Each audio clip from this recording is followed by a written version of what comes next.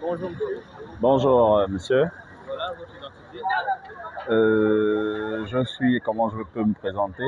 Je dirais que je suis un natif de la zone, à l'époque dite Vallée Sainte-Marie, parce que mon père était installé là depuis les années 74-75. Oui, et aujourd'hui il n'est plus. Nous, ses fils, voilà, on réclame déjà les réparations pour le préjudice causé, parce que c'est un préjudice. On vient casser les investissements de vos parents, vos investissements, voilà, sans préavis, parce qu'on sait quand même, hein, c'était pas rare de voir dans ce pays que si tu mets un locataire dehors sans préavis, qu'il te porte plainte, mais que l'État se comporte ainsi, ça pose problème. Alors, vous avez directement mis les pieds dans le plat, disons, parlant effectivement des tâches, mais permettez-moi de faire de la même chose. On dit que si vous n'avez pas eu de vérité, c'est que votre père ou votre grand-père en a forcément reçu. Vous le saviez.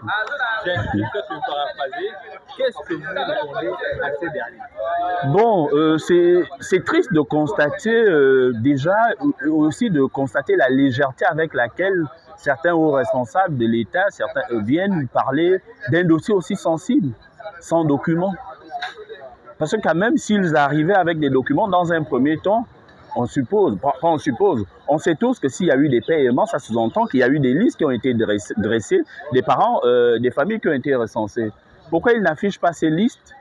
On sait qu'il y a, à l'époque, moi je me rappelle, bon, de mon vivant, ce que je sais, je peux quand même retracer un peu les zones qui ont été cassées. De 94, je vais dire quoi, de 94 à aujourd'hui, on sait les zones qui ont été cassées. Mais malheureusement, personne n'a été indemnisé. Qu'ils apportent des preuves. Les listes, il y a des banques qui ont bel et bien, si jamais il y a eu des paiements, les banques peuvent apporter des preuves. Où sont les preuves? Comment on peut se permettre de parler d'un problème où plus de 1500 ou 2000 familles sont touchées avec autant de légèreté? On dit on a cassé. Apporter des preuves. Où sont les supports? Comme aiment le dire les historiens disent souvent on n'écrit pas sans source. Voilà, quand on parle quand même attendez, on parle des familles, on ne parle pas de... On ne parle pas de... Alors, comment je peux qualifier ça? En fait, c'est pas un sujet banal. On parle de destruction des biens qui peuvent certainement s'évaluer à coût de milliards. Mais qu'on les casse sans preuve, sans document qui atteste. Et certains, j'ai vu un ancien DG qui est maintenant conseiller quelque part. Pourquoi il n'apporte pas les preuves? Puisqu'il était déjà à l'époque, on suppose que dans ses archives, il a des preuves, des listes dressées, qu'on les affiche ou qu'on les publie dans l'Union. Comme ça, au moins, voilà, les gens n'auront plus de quoi retorquer face au discours de ces derniers. Donc, malheureusement, on attend ces preuves. Parce qu'on sait aussi que de telle année en telle année, tel nombre de personnes avaient été dédommagées, de telle année à telle année, tel nombre. On sait, puisque les parents suivaient cela à la loupe. Donc, ce sont ces preuves que nous attendons, ou sinon d'une certaine façon, puisque nous sommes installés là depuis les années 70, on va dire, on attend quand même d'être dédommagés.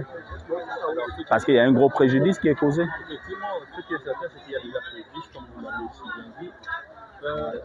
Il nécessite alors que l'État, n'est-ce pas, s'édite ou déclarer social. Je ne vous saisis pas très bien. L'État, oui. Le préjudice est consommé. Tout à fait. Vu que on ne peut plus revenir en arrière, l'État s'est dit social. D'accord. Pour une approche sociale, il parle d'accompagnement. Vous attendez jusqu'au jour de l'accompagnement, mais l'accompagnement ne devait pas seulement être de l'État, mais aussi des associations qui pullulent, n'est-ce pas, dans la capitale. Jusqu'à présent, est-ce que vous avez reçu plus qu'une seule association ou encore des leaders politiques qui aiment tellement bien vociférer quand il s'agit de la situation de la dégradation des populations gabonaises? Vraiment, en fait, cette question, je m'étais déjà indigné par rapport à cela. Parce que quand même, dans ce pays, on a des leaders d'opinion, nous avons des opposants entre griffes, nous avons il y a la Croix-Rouge. Il y a la Croix-Rouge. Je ne m'attaquerai pas à certaines associations, mais nous savons qu'il y a des associations dans ce pays.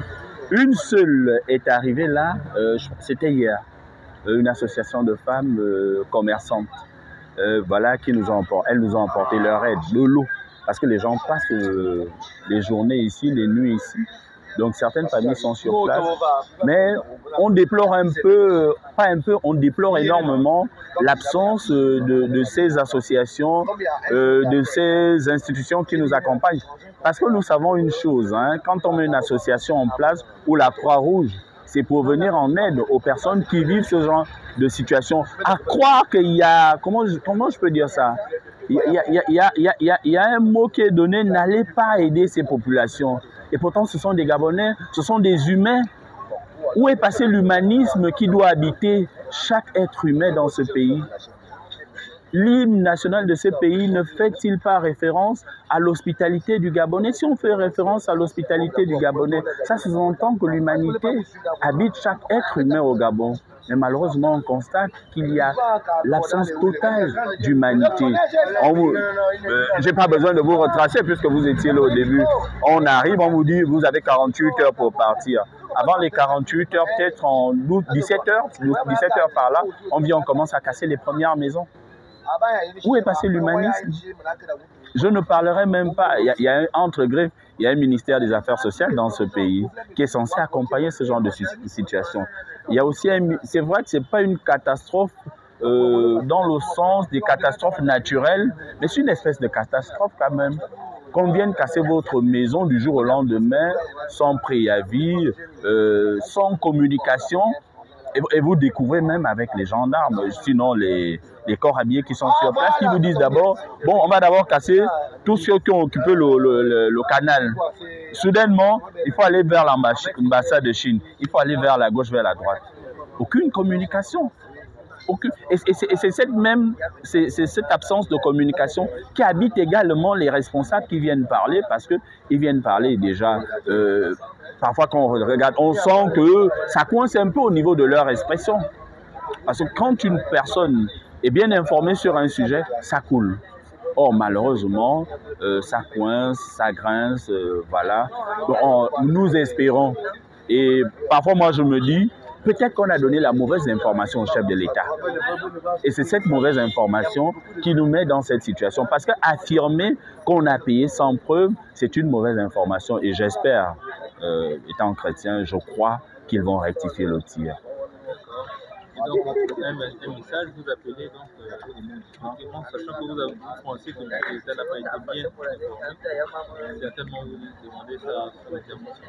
Oui, effectivement, c'est l'occasion pour nous de demander au chef d'État lui-même d'être l'arbitre de cette situation, d'être au centre. Parce que, bon, il y a des familles qui ont du mal. Déjà, ça fait plusieurs jours qu'on a cassé la zone. Si vous constatez, il y a des familles qui vivent toujours là. Ça veut dire qu'ils ont des soucis à se reloger. Il y a des gens qui avaient à charge leurs parents, ils ne savent pas où aller. Moi, il y a une que je ne vais pas citer, qui a dit, ok d'accord, je peux enlever les choses de la maison, mais pour aller où après? Il a dit, ça ne sert à rien d'enlever. Il a laissé et puis il est sorti avec sa soeur. Donc, déjà, parce qu'on constate que tout le monde est muet sur la question, donc nous appelons l'arbitrage du chef de l'État. Les familles sont installées là depuis les années 70 et nous n'avons jamais rien perçu. Que les gens cessent d'affirmer ce qui n'est pas vrai et s'ils décident d'affirmer, qu'ils apportent des preuves qui attestent que les familles ont été payées, simplement. C'est ce que nous demandons. Et vraiment, merci pour